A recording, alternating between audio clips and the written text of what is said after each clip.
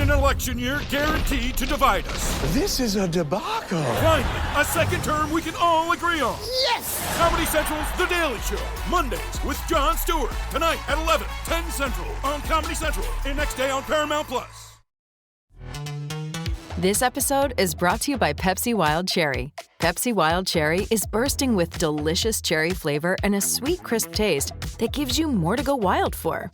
Getting wild may look different these days, but whether it's opting for a solo Friday binge watch or a big night out, everyone can indulge in their wild side with Pepsi Wild Cherry.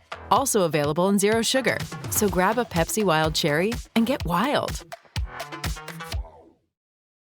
Why take one vacation with the family when you could take all of them? With Royal Caribbean, you don't just go to the beach. You visit a private island and race down the tallest water slide in North America. You don't just go for a road trip. You ATV and zip line through the jungle. You don't just go somewhere new. You rappel down waterfalls and discover ancient temples. Because this isn't just any vacation. This is all the vacations. Come seek the Royal Caribbean. Ships Registry, Bahamas.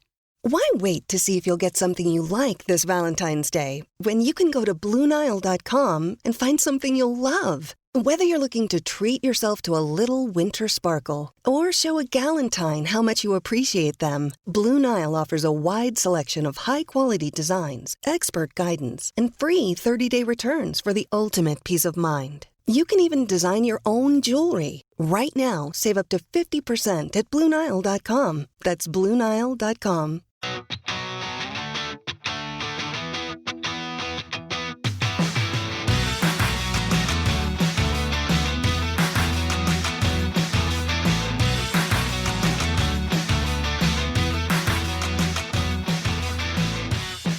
Welcome back, Ram fans. This is Rams Up, your favorite LA Rams podcast. We are proud members of the Fans First Sports Network.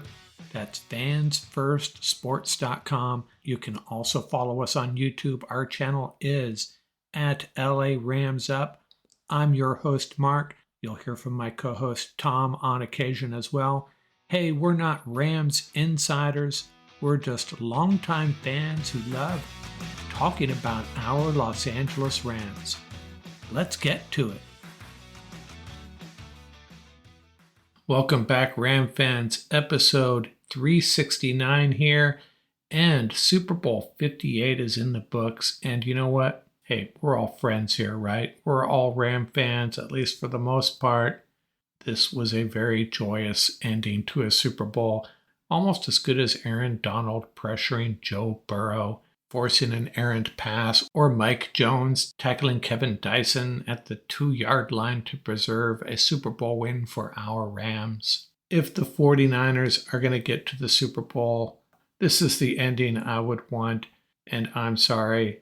This may sound mean, this may sound spiteful, but hey, I just really enjoyed that ending, and I loved watching the 49ers go down once again, looking for their first title since 1995. And in that time, the Rams have been to 4 Super Bowls, won 2 of them.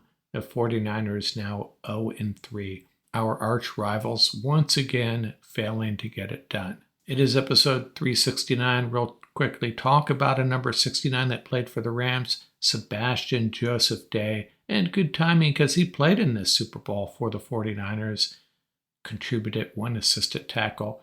He was a 6th-round pick by the Rams in 2018 out of Rutgers, played 3 years for the Rams, then the Chargers, waived by the Chargers, picked up by the 49ers. So congratulations, Sebastian Joseph Day, your 2nd Super Bowl, 1 win, 1 loss. So what do I have to say about this Super Bowl? It started out as a pretty pitiful game, to be honest with you. I was going to go golfing, go back to my regular MO when the Rams aren't playing in a Super Bowl, get 18 holes in, back by the end of halftime, and get caught up by the 4th quarter. But I decided just to chill, had the game on mute, followed it along, doing research for future pods.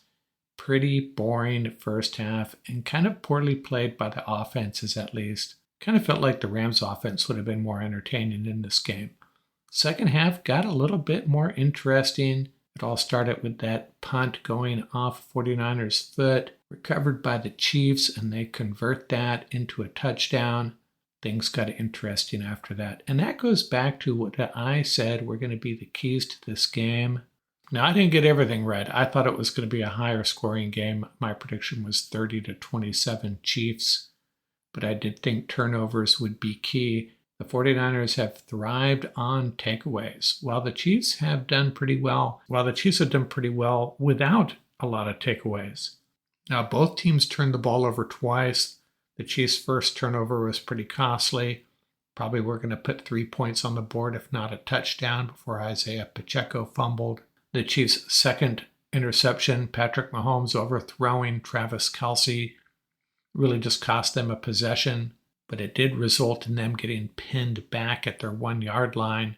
The 49ers' 2 turnovers, the first one by McCaffrey, ended a promising drive. No way of knowing if that was going to end up in points, but the second turnover was probably the big one. 49ers had control of that game, hadn't created separation, but things are going their way. They looked like the better team, and then that happened. I also talked about the coaching disparity. Andy Reid versus Kyle Shanahan. Shanahan is obviously very gifted when it comes to drawing up offensive plays and directing an offense. But I think in big-time moments, I'll go with Andy Reid. But, I can't say that Shanahan had a bad day other than losing. I think Steve Spagnuolo might have outcoached him a bit. We'll get to that in a second. But still, I'll roll with Andy Reid any day of the week. And then, of course, Purdy versus Mahomes. Purdy was okay. He had a few balls batted down, extended some plays, made some key throws, but overall, he's just a guy at quarterback, in my opinion. And that's something 49er fans have to worry about going forward.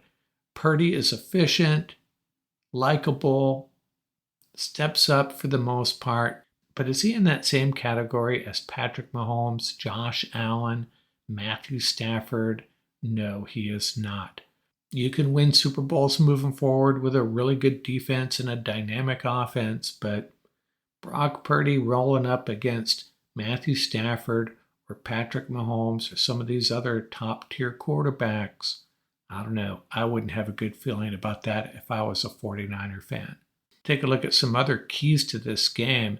The Chiefs actually limited McCaffrey in the most important way. Yeah, he had a combined 160 yards, 80 passing, 80 receiving, including that touchdown reception on the trick play.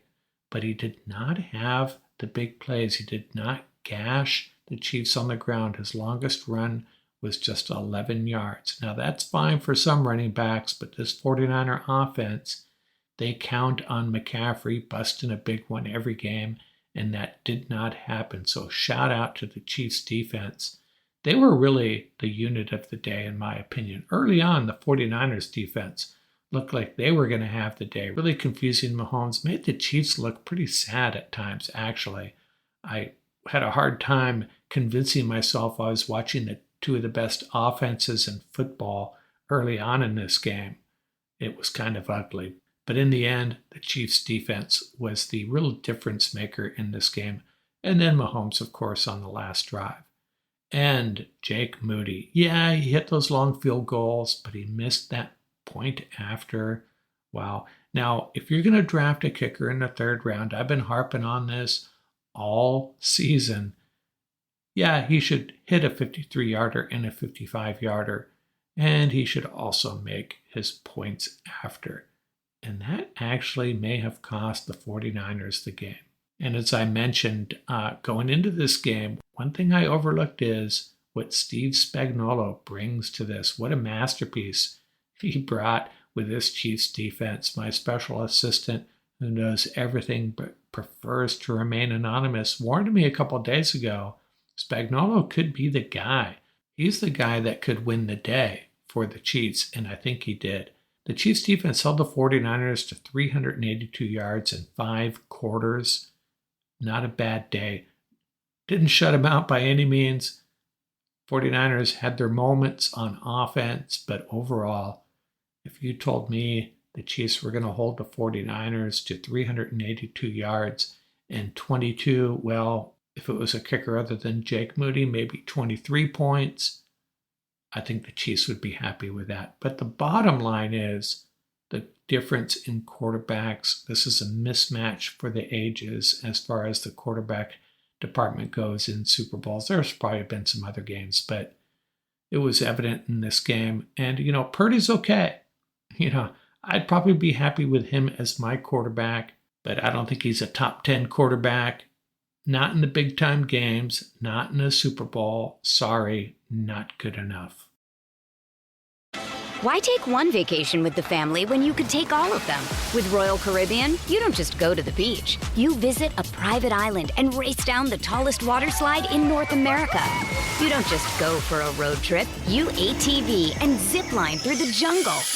You don't just go somewhere new. You rappel down waterfalls and discover ancient temples. Because this isn't just any vacation. This is all the vacations. Come seek the Royal Caribbean. Ships Registry, Bahamas. So where does that leave our Super Bowl standings? And I keep track of this. I start in what I call the Martz era, 1999, moving forward. And why? Because it paints a great picture of our Los Angeles Rams and St. Louis Rams. That's why, guilty as charged. I just find it comical. Some of these fans of the big-time, iconic franchises, the 49ers, Steelers, Cowboys, and Raiders come to mind. They just have it in their head that they are the great franchises in the NFL. Well, in the Martz era, post Greatest Show on Turf, this is how the standings break out. Number 1, the New England Patriots, 6 wins and 3 losses. I give 3 points for a win, 1 point for a loss. In the Super Bowl, 9 Super Bowl appearances for the New England Patriots in these 26 years. Pretty impressive. 21 points total. Don't like the Patriots, but you gotta salute them. The Kansas City Chiefs actually leapfrog our team into second place with their 3rd win in this era.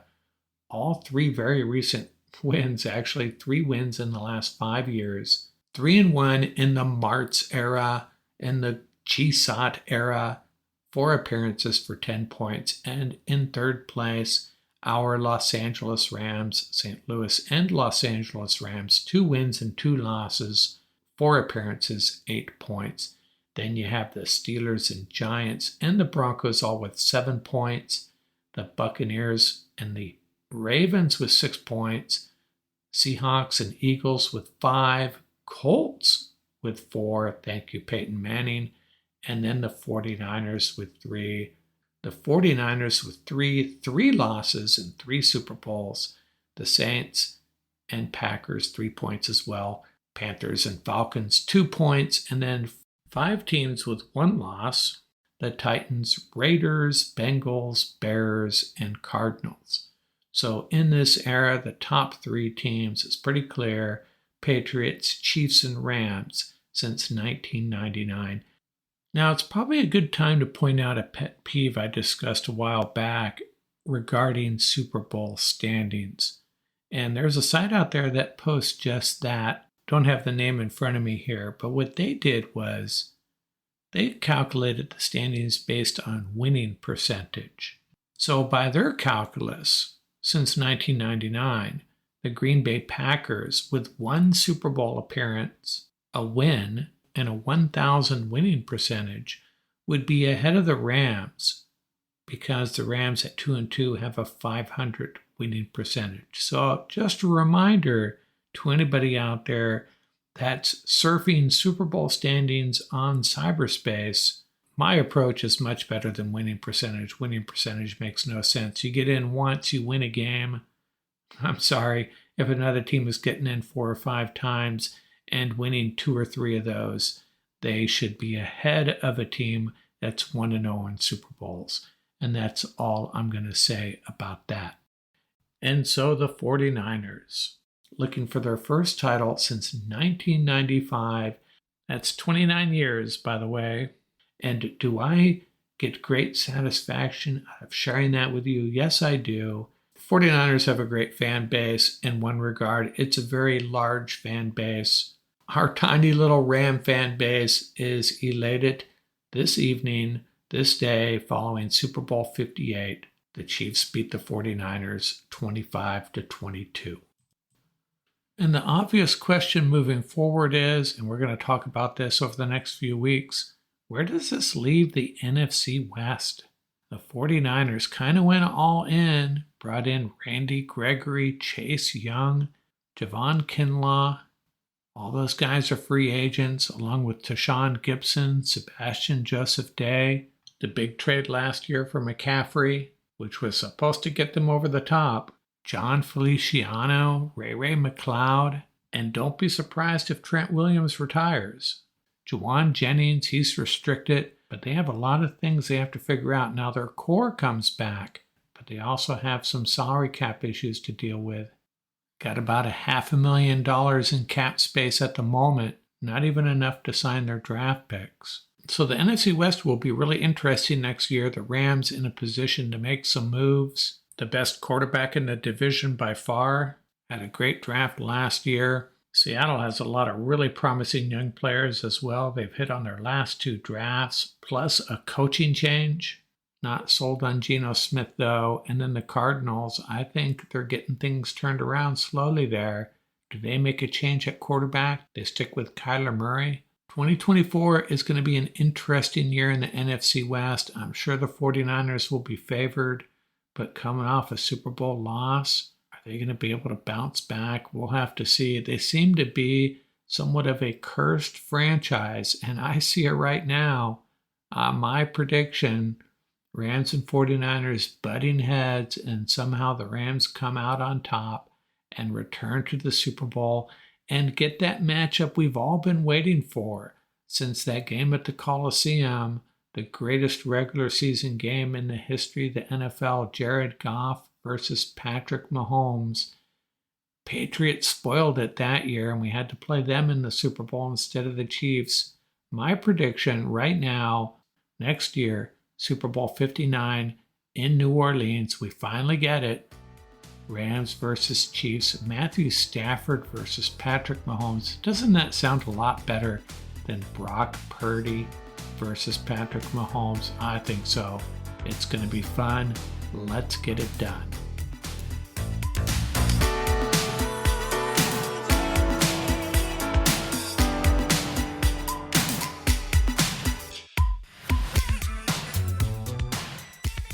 That's going to do it for this episode.